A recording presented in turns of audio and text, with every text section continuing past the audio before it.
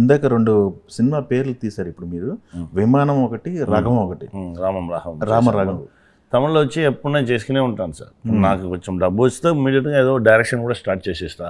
నేనే ప్రొడ్యూస్ చేసుకుంటా, ఏదో ఒకటి చేద్దాం సార్.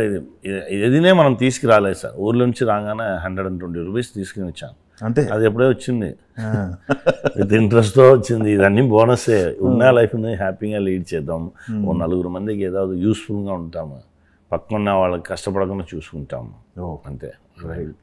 Very good.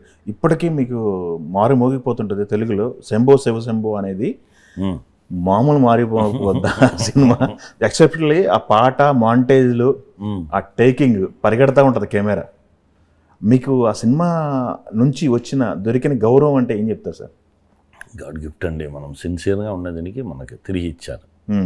జనాలు ఎక్కడికి వెళ్తారో ఆ ఎల్లో షర్ట్ వేసి వచ్చింది మీరు దాన్ని ఎలా చదువుతారు. అది ఆ ఎల్లో షర్ట్ వేసింది నా తమిళ్లో చేయగానే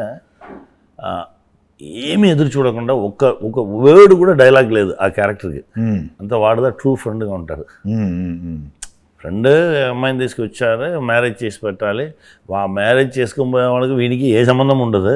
అంత వాడు సిన్సియర్గా బైక్ తీసుకొచ్చి ఇది చేసి అది చేసి అన్ని ఇష్యూలో ఉండి డబ్బు కూడా వాడు ఇచ్చేసి వెళ్ళిపో, ఒక వర్డ్ కూడా మాట్లాడు. అవును. అడదా నా ఫ్రెండ్కి ఫ్రెండ్ నాకు కూడా ఫ్రెండే అలానే వాడు వాడే.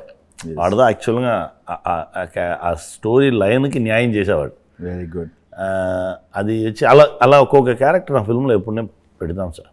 అది మనకు వేరే ఎనర్జీ ఇచ్చు. ఓకే.